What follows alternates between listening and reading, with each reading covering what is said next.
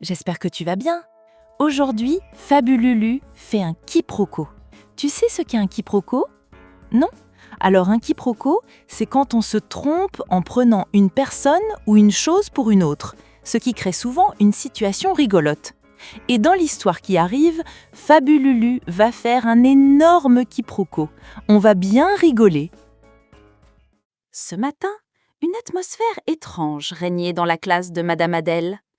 Tout était parfaitement rangé, les crayons bien taillés, et la maîtresse, d'habitude si détendue, lissait sa robe pour la 3e fois. Les enfants, je vous rappelle que nous avons un visiteur important aujourd'hui. C'est Monsieur Colombo, l'inspecteur de l'académie. Je compte sur vous pour être sage et bien travailler.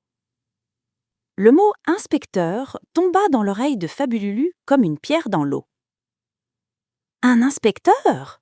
Son imagination, nourrie aux dessins animés et aux histoires de détectives, s'emballa. Un inspecteur, c'était forcément quelqu'un de la police. Il venait inspecter pour trouver des coupables. Mais qui pouvait bien être le coupable dans la classe? La porte s'ouvrit et M. Colombo entra. C'était un monsieur gentil, avec des lunettes et un costume. Pas de long manteau ni de chapeau mystérieux. Mais Fabululu ne fut pas dupe. L'inspecteur tenait un carnet. Un carnet pour noter les preuves, c'était certain. L'inspecteur s'assit au fond de la classe et se mit à observer. Il regardait les dessins au mur. Il écoutait Madame Adèle faire la leçon de mathématiques. Puis, il se leva et feuilleta quelques cahiers d'élèves posés sur le bureau. Fabululu le vit froncer les sourcils en lisant une page. Le cœur de Fabululu se mit à battre la chamade. C'était son cahier. Il en était sûr. L'inspecteur avait trouvé sa multiplication ratée et ses fautes d'orthographe. Une image terrible se forma dans sa tête. Il voyait l'inspecteur se lever, pointer un doigt accusateur vers Madame Adèle et l'arrêter pour toutes les erreurs des élèves. Il imaginait sa maîtresse si gentille, emmenée en prison à cause de son 3x8, qui faisait 23. C'était insupportable. Il fallait faire quelque chose. Il fallait la sauver. Alors que l'inspecteur et la maîtresse discutaient à voix basse, Fabululu se leva d'un bond. Sa chaise racla le sol dans un grand bruit qui fit sursauter toute la classe. Le visage grave, les poings serrés, il traversa la salle d'un pas décidé et se planta devant le bureau. Il regarda l'inspecteur droit dans les yeux. « Monsieur l'inspecteur de la police, je dois vous dire la vérité. » L'inspecteur et Madame Adèle le regardèrent stupéfaits. Fabululu pointa un doigt vers sa poitrine. « Madame Adèle est innocente. » Il reprit son souffle et continua dans le silence médusé de ses camarades.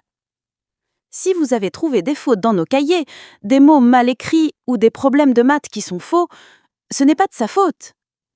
C'est la nôtre. C'est nous, les élèves, qui sommes responsables. Elle nous explique tout très bien.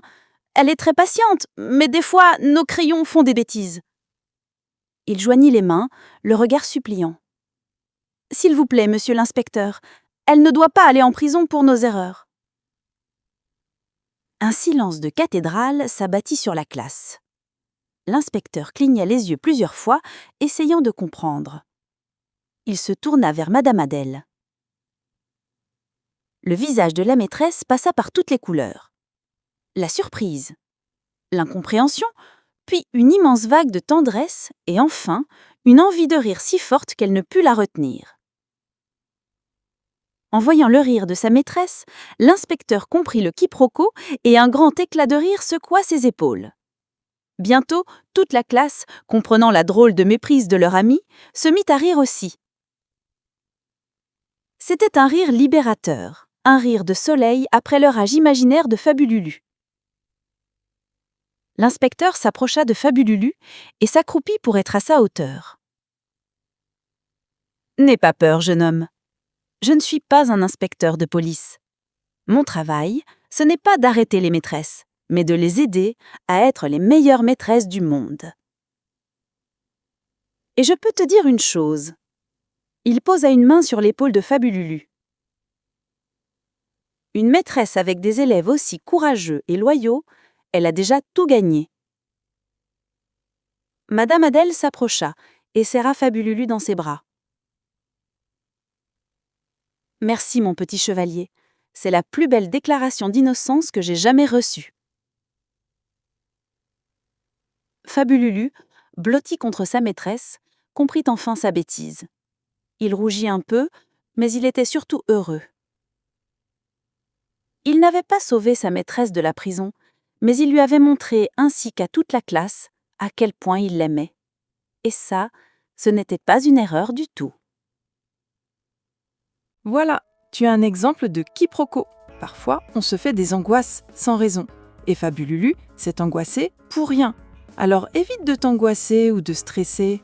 Demande à tes proches des conseils. Et quand je parle de demander des conseils, ce n'est pas forcément à tes amis, mais à tes parents, à tes grands-parents, à ta maîtresse ou à Nounou. Tu sais, ils ont été enfants comme toi. Ils ont l'expérience que tu n'as pas encore. Sur ce, on va au dodo et on se revoit demain pour une nouvelle histoire de Fabululu. Bisous!